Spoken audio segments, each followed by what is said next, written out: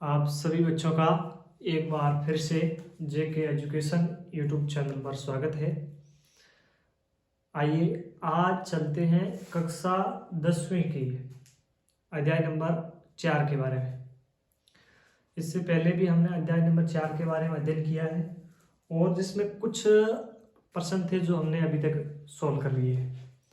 आप सभी का जेके एजुकेशन यूट्यूब चैनल पर स्वागत है और सभी विद्यार्थियों से मेरा एक ही निवेदन है कि आपको सरल से सरल भाषा में इस चैनल पर गणित का है वो सिलेबस उपलब्ध करवाया जाएगा, चाहे वो कक्षा 10th हो, चाहे वो कक्षा 9th हो या फिर 8th हो।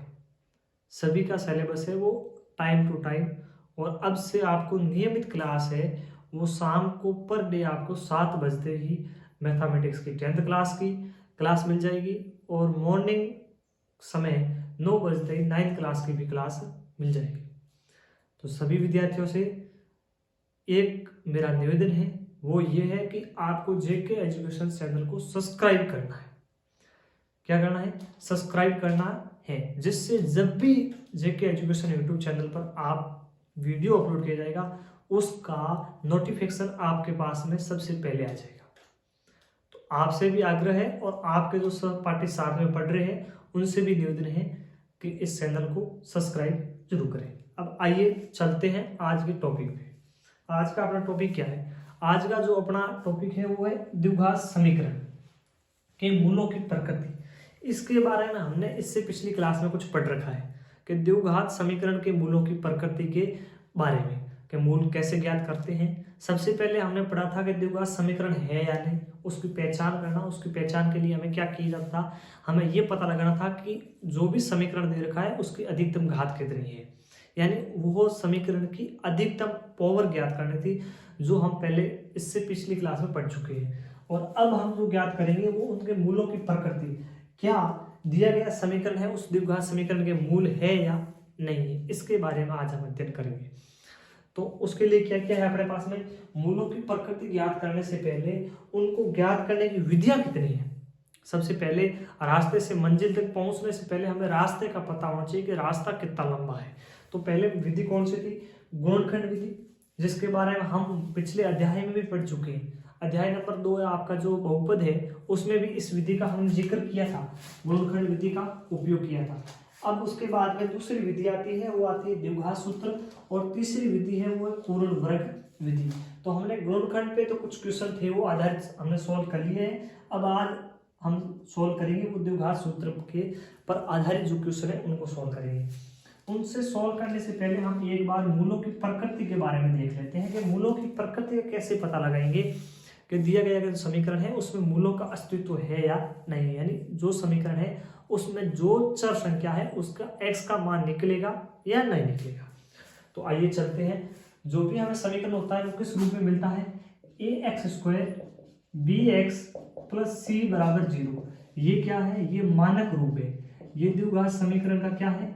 मानक रूप है। यानी जो भी द्विघात समीकरण है वो हमें ax² + bx + c = 0 के रूप में मिलेगा। यदि इस रूप में मिला है तो अपने पास में a का भी मान होगा, b का भी होगा और c का भी कुछ मान होगा। तो इन्हीं मान से हम पता लगाएंगे कि दिया गया समीकरण है वो द्विघात है या द्विघात समीकरण के मूल है या नहीं है। तो आइए हम क्या करेंगे? b² - 4ac निकालेंगे, यानी b का जो भी समीकरण है उसमें b का मान निकालेंगे और b का क्या करेंगे? स्क्वायर करेंगे। फिर माइनस क्या करेंगे? 4 से गुणा किसको करेंगे? a को मान को, और c को गुणा करके किससे गुणा करेंगे? 4 से।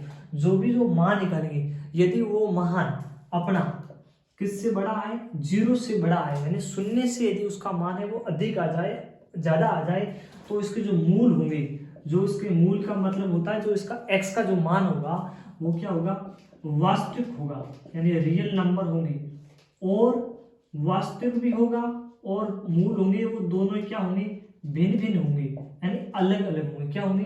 भिन्न भिन्न होंगे।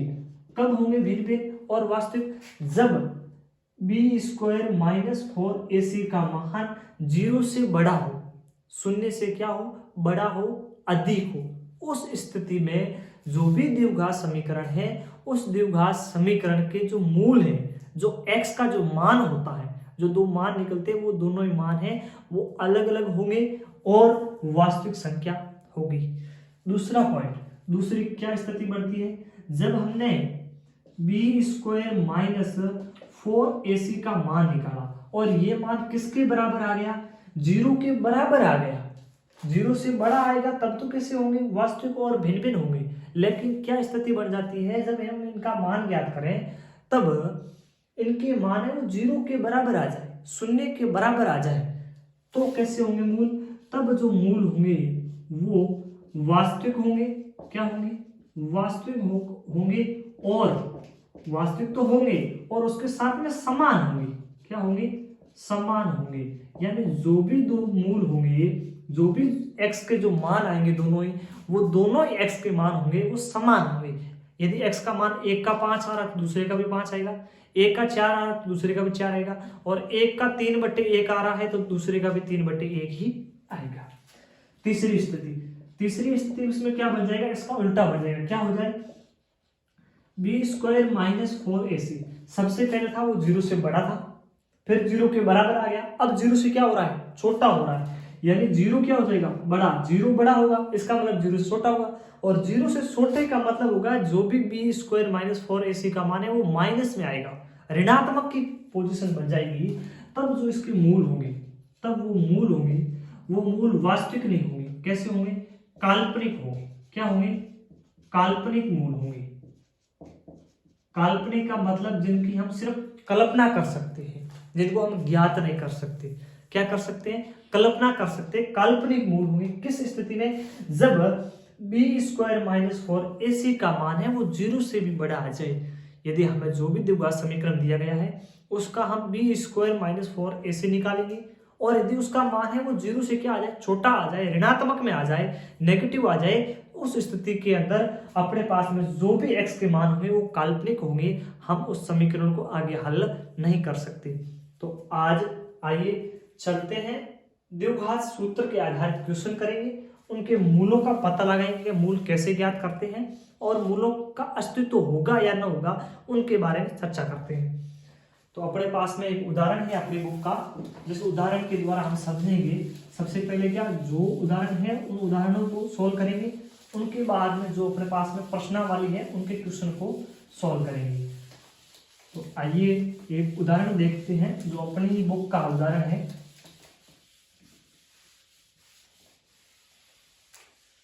उदाहरण संख्या 14 है मेरे हिसाब से, जो अपनी बुक का उदाहरण संख्या 14 है वो देखिए क्या है। इसमें क्या दे रखा है कि एक निम्न समीकरणों के मूल ज्ञात करो। कुछ हमें समीकरण दिए गए, दो ऑप्शन दे रखे, 1 और 2। इन समीकरणों को क्या ज्ञात करना है, मूल ज्ञात करने हैं। यानी इनमें जो x है, इसमें भी x है, इसमें भी x है, इस x का क्या ज्ञात करना है, मान ज्ञात करना है कि इस x का मान क्या होगा। मूल का मतलब है x का जो मान है वो क्या होगा। तो आइए चलते हैं, मूल ज्ञात करते हैं। इस पॉइंट 1 की, प्रथम पॉइंट की हम मूल ज्ञात करेंगे। क्या है, x प्लस 1/x बराबर 3। यानी x के अंदर क्या जोड़ रही है, एक भिन्न संख्या जोड़ रही है। 1/x, 1/x का मतलब क्या हो गया, भिन्न संख्या, अंश बटा हर। यदि ये अंश बटा हर के रूप में दिया हुआ है, अंश बटा हर के रूप में, और ये जो x है वो तो पूर्ण संख्या के रूप में दे रखा है, केवल बट्टे में तो कुछ है नहीं, बट्टे में 1 मान ले। तो जब एक संख्या पूर्ण है, एक भिन्न है, तो हमें किसकी जरूरत पड़ेगी, लघुत्तम की जरूरत पड़ेगी, एलसीएम की जरूरत पड़ेगी, लसब की जरूरत पड़ेगी। इसके लिए हम इसके बट्टे में, x के बट्टे में क्या मानेंगे, 1 मानेंगे, और इसका लघुत्तम निकाल के इसको हल करेंगे। तो सबसे पहले इसको हल कर लेते हैं। क्या बन जाएगा, x के बट्टे में भी हमने कल्पना कर ली 1 है, और 1/x तो पहले था और बराबर में 3 है, ऐसा तो हमारे पास में है। हमने सिर्फ क्या काम किया कि भाई x के बट्टे में भी 1 और 1 रखने से कोई फर्क तो पड़ेगा नहीं, क्योंकि किसी भी संख्या को 1 से गुणा कर लो या 1 से भाग दो, कोई फर्क नहीं पड़ता है। आगे देखो, x 1 और x का लघुत्तम क्या है, यदि इनको गुणा करेंगे तो क्या बन जाएगा, x बन जाएगा, x आ गया, 1 का भाग x में, x बार, x को x से गुणा किया, x स्क्वायर, प्लस की जगह प्लस, x का x में भाग 1 बार, 1 को 1 से गुणा किया, 1, और बराबर में 3 तो थे। अब ये जो x है ये इस पूरे बट्टे में जो भी समीकरण है उसके भाग में है, और भाग वाले यदि पक्षांतर करके हम इधर भेजेंगे तो पक्षांतर करने पर ये तो किस में जाएगा, गुणा में। तो अपने पास में क्या हो जाएगा, x प्लस 1 बराबर ये x किससे गुणा हो गया, 3 से, क्योंकि 3 इधर पड़े थे। और हमें जो भी समीकरण दे रखा होता है उसको किस रूप में बदलना होता है, द्विघात समीकरण के मानक रूप में। मानक रूप क्या होता है अपने पास में, मानक रूप होता है ax square plus bx plus c बराबर 0, ये इसका मानक रूप होता है। इस रूप में बदलना है, इसका मतलब बराबर में 0 ले आना है। लेकिन यहाँ पर बराबर में क्या है सर, यहाँ पर में बराबर में 3x है, 3x है। इस 3x को क्या करना, हमें हटाना है। 3x को हटाने के लिए हम क्या करेंगे, इस 3x का पक्षांतर कर देंगे। तो x स्क्वायर, ये 3x उधर प्लस के थे, इधर आए तो किसके हो गए, माइनस के 3x हो गए, प्लस का 1, और बराबर में क्या आ गया, 0 आ गया। यानी ये अपना क्या बन गया है, मानक समीकरण। किसका, द्विघात समीकरण का मानक रूप बन गया है। यानी द्विघात समीकरण है, पूरे समीकरण की अधिकतम घात कितनी है, 2 है, अधिकतम पावर है वो कितनी है, 2 है। अब इस समीकरण का हमें क्या ज्ञात करना है, मूल की प्रवृत्ति ज्ञात करनी है कि मूलों का अस्तित्व होगा या ना होगा। उसके लिए क्या करना है, मूलों की द्विघात समीकरण, द्विघात समीकरण की मूल की प्रवृत्ति, मूल की प्रवृत्ति, मूल की प्रवृत्ति के लिए हमें ज्ञात करना है डी, इसको कैपिटल डी से बोलते हैं। मूल की जो प्रवृत्ति है उसको ज्ञात करने के लिए क्या होता है, बी स्क्वायर माइनस 4ac का मान निकालना है। किसका निकालना मान, बी स्क्वायर माइनस 4ac का मान। बी स्क्वायर माइनस 4ac का मतलब होता है बी का मान, ए का मान, सी का। इस समीकरण से ए का मान अपने पास में क्या आएगा, ए क्या होता है, ए होता है ए का मान। ए का मान का मतलब होता है एक्स स्क्वायर का गुणांक, एक्स स्क्वायर का गुणांक। एक्स स्क्वायर का गुणांक का मतलब जिस संख्या से एक्स स्क्वायर गुणा हो रहा है वो किसका मान हो जाएगा, ए का मान होगा। समीकरण में देखो एक्स स्क्वायर दिया, सर यहाँ एक्स स्क्वायर किसी से गुणा हो ही नहीं रहा है, कुछ दिख ही नहीं रहा है, इसका मतलब 0 नहीं है। यदि कोई भी संख्या आपको नहीं दिखाई दे रही है, इसका मतलब उसका मान 1 है, उसका अस्तित्व है। ये मत कर देना कि x का स्क्वायर वो 0 है। यदि x स्क्वायर का गुणांक 0 हो गया तो x स्क्वायर 0 हो जाएगा, और x स्क्वायर 0 हो गया तो द्विघात समीकरण ही नहीं बनेगा। तो x का स्क्वायर का गुणांक कितना है, 1 है। 1 का मतलब a का मान कितना हो गया, a। फिर आता है b, b का मान देखो, b क्या होता है, b का जो मान होता है वो होता है x का गुणांक। किसका गुणांक, x का गुणांक। जो भी आपको समीकरण दिया गया है उसमें x का गुणांक ज्ञात करना है। x का गुणांक क्या है, यहाँ पर माइनस के 3। देखो चिन्ह का विशेष ध्यान रखिए, b का मान है वो माइनस के 3 है, क्योंकि 3 क्या क्या लगा हुआ है, माइनस लगा हुआ है। तो जो b का मान होगा वो क्या हो जाएगा, माइनस के 3 हो जाएगा। आगे c का मान देखिए, c होती है वो क्या होता है, c का मान। जो पीछे अपने पास में संख्या बच जाती है वो किसका मान होता है, c का मान हो सकता है। तो c का मान अपने पास में क्या है, पीछे क्या बच गया, 1 बच गया। तो ये किसका मान हो गया, c का मान हो गया। किसका मान हो गया, c का। तो अपने पास में a आ गया, b आ गया और c भी आ गया। तीनों ही मान है वो अपने को प्राप्त हो चुकी है, a b c तीनों के मान। अब ये जो तीनों के मान है वो हम इस समीकरण में क्या कर देंगे, पुट कर देंगे, मान रख देंगे। कौन सा समीकरण, d बराबर बी स्क्वायर माइनस 4ac। अब अपने पास समीकरण है d बराबर बी स्क्वायर, बी स्क्वायर का मतलब 3 का स्क्वायर, माइनस 3 का स्क्वायर की बात कर रहा है, ये माइनस 3 का स्क्वायर माइनस 4ac। समीकरण क्या है, माइनस 4ac। a का मान कितना है, 1, c का मान भी कितना है, 1, ये 1 रख दिया। अब d के बराबर में चल रहे हैं, बराबर में माइनस 3 का स्क्वायर। माइनस 3 का स्क्वायर का मतलब माइनस 3 को कितनी बार गुणा करना है, 2 बार गुणा करना है। तो ये माइनस माइनस से गुणा होकर क्या बन गया, प्लस का। यानी माइनस से माइनस गुणा होता है तो प्लस बढ़ जाता है, माइनस प्लस गुणा होता है तो माइनस बढ़ जाता है। तो यहाँ पर माइनस माइनस गुणा होकर प्लस बढ़ गया, 3 से गुणा होकर 9 बढ़ गई। तो किस, माइनस 3 का स्क्वायर कितना आ गया, प्लस के 9 आ गए, प्लस के 9, ये रख दिए हमने प्लस के 9 बराबर 4 गुणा 1 1। 1 को 1 से गुणा किया, 1 को 4 से गुणा किया, 4। तो अपने पास में d का मान कितना आ गया है, 5 आ गया। कितना आ गया है, 5, क्योंकि 9 में से 4 गए, पीछे कितना बचा, 5। यानी ये d का मान 5 आया है। यानी b स्क्वायर माइनस 4ac का मान कितना है, 5, जो कि 0 से बड़ा है 0 से बड़ा है इसका मतलब इसके मूल का अस्तित्व होगा। और मूल कैसे होंगे, हमने अभी देखा था कि बी स्क्वायर माइनस 4ac का मान यदि 0 से बड़ा आता है, 5 0 से बड़े, और यदि बड़ा आता है तो मूल होंगे वास्तविक होंगे और भिन्न भिन्न होंगे। अतः मूल क्या होंगे, वास्तविक होंगे और भिन्न भिन्न होंगे।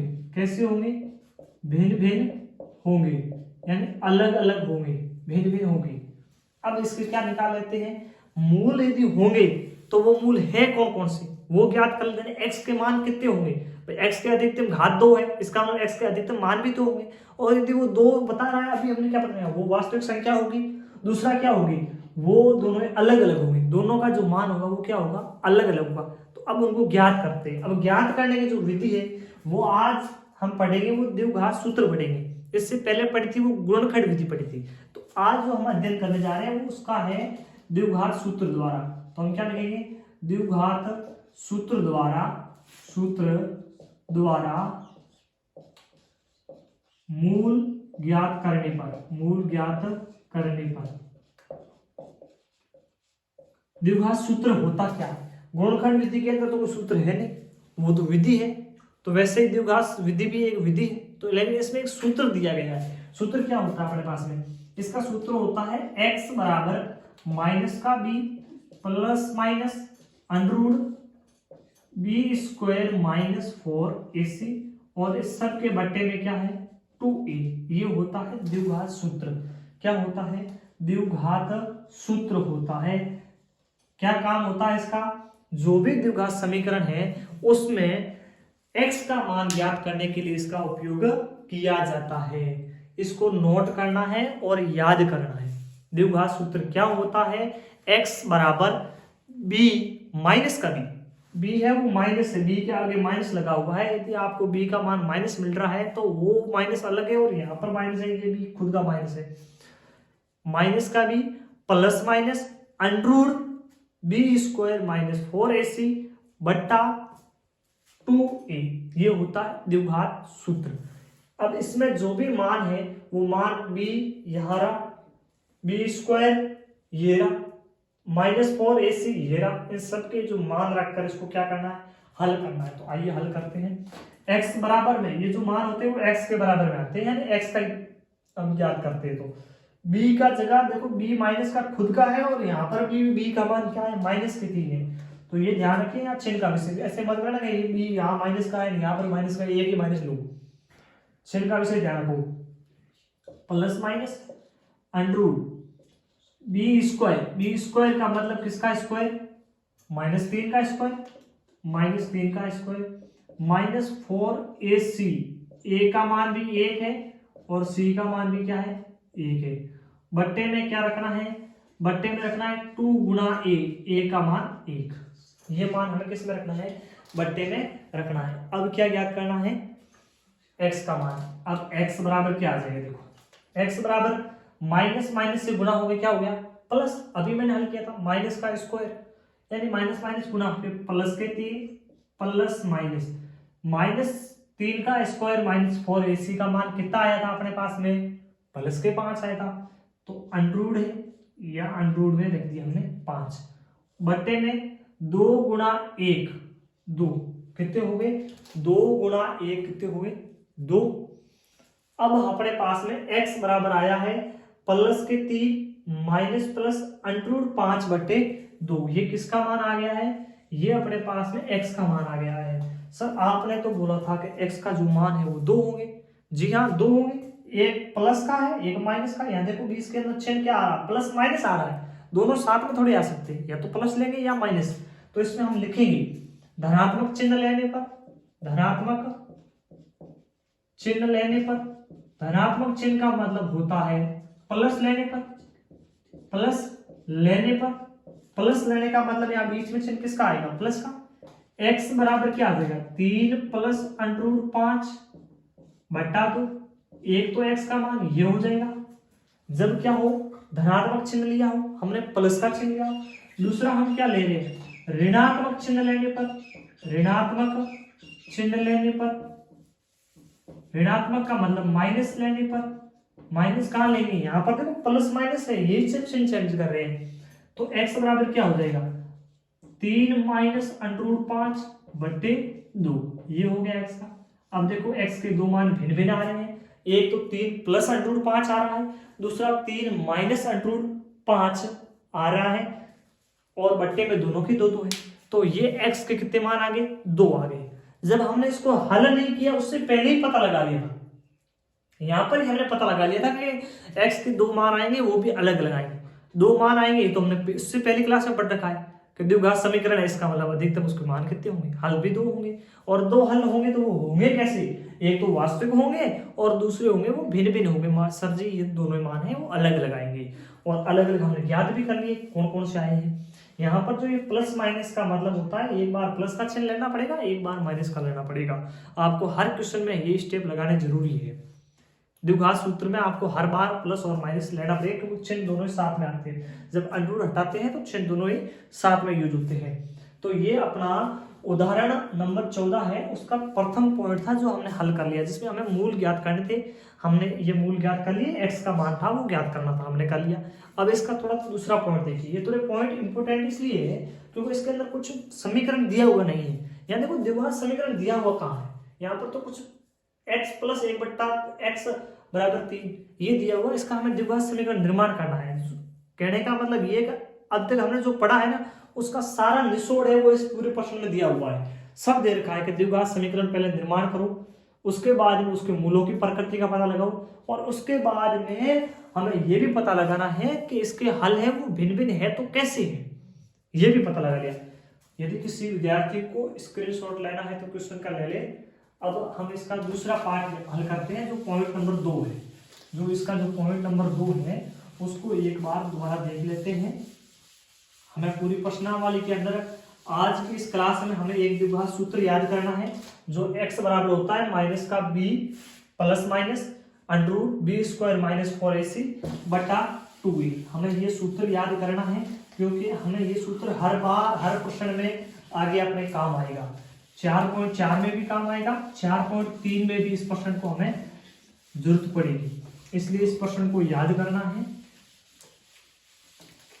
अब इसका पॉइंट नंबर दूसरा देखिए, दूसरे के अंदर भी हमें क्या करना है, इसका जो पॉइंट दूसरा है उसमें भी हमें द्विघात समीकरण पहले बनाना पड़ेगा। बनेगा कैसे वो देखो,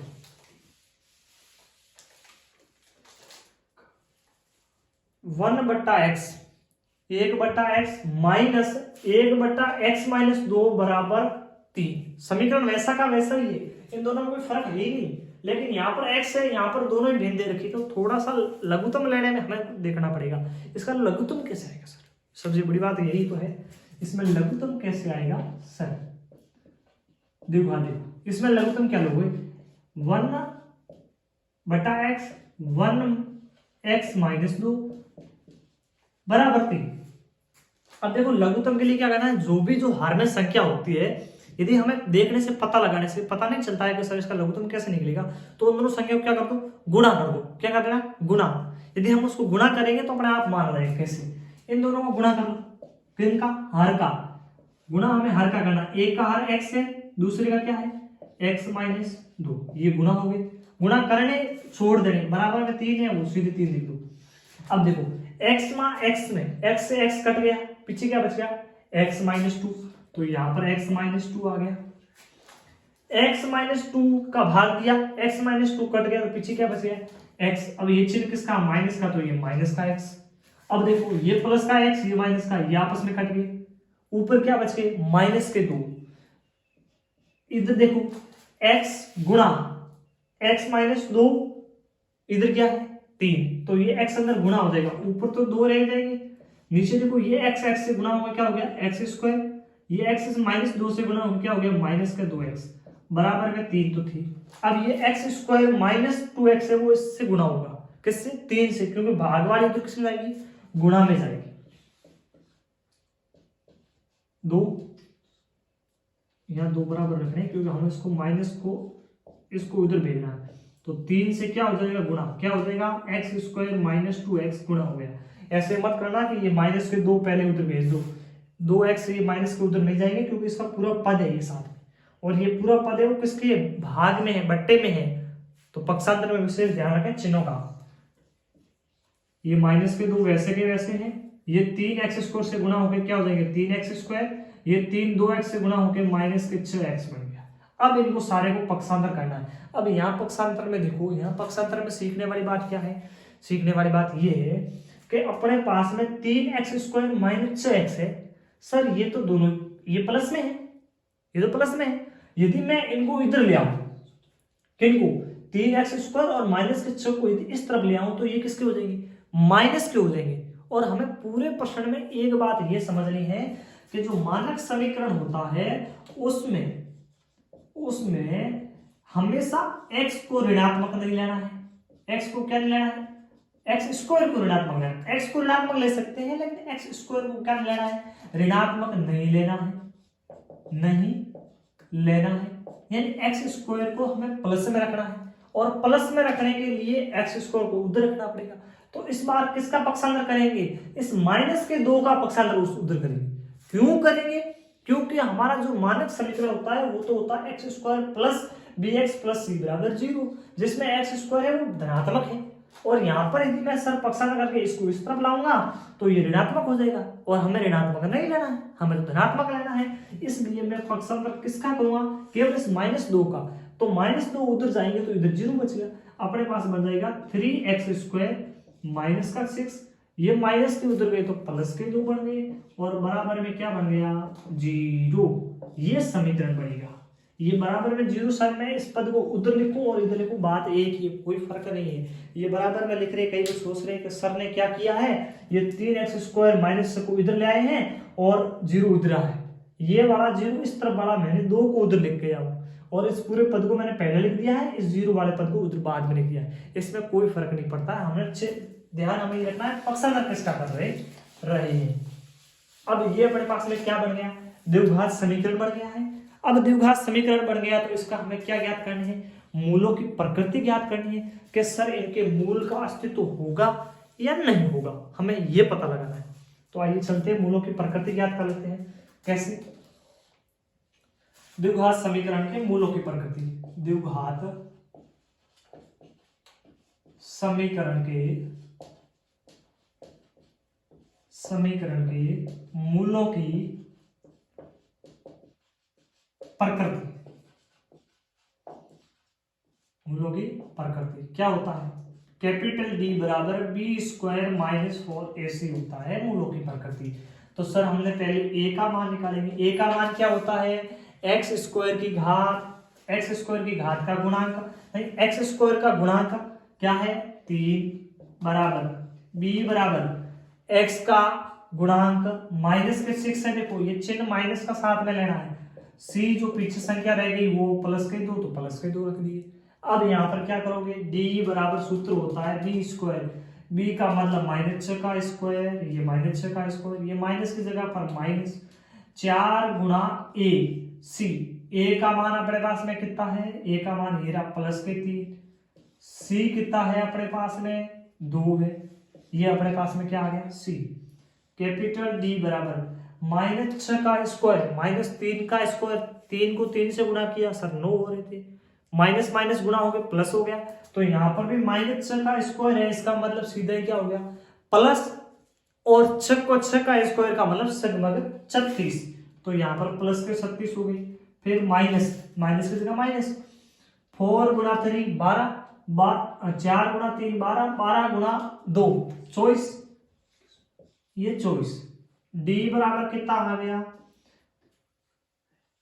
36 में से 24 के कितने आ गए 12। D का मान क्या आ गया 12 आ गया। क्या 0 से बड़ा है, हाँ जी सर 12 तो 0 से बड़ा है, और 12 वो किसके आ रहे हैं प्लस के आ रहे हैं, क्योंकि 36 में से 24 जा रहे हैं। अतः मूल कैसे होंगे, वास्तविक होंगे, मूल वास्तविक होंगे, और कैसे होंगे भिन्न भिन्न होंगे, क्योंकि D का मान क्या आ रहा है धनात्मक आ रहा है, 0 से क्या आ रहा है बड़ा आ रहा है, इसका मतलब मूल क्या होंगे, भिन्न भिन्न होंगे यानी अलग अलग होंगे। अब हमें ज्ञात करने हैं इसके मूल। क्या ज्ञात करने हैं, मूल ज्ञात करने हैं, जिसके लिए किसकी जरूरत पड़ेगी, द्विघात सूत्र की। द्विघात सूत्र से हल करने पर हम द्विघात सूत्र से क्या कर लेंगे, इसको हल कर लेंगे। द्विघात सूत्र से हल करने पर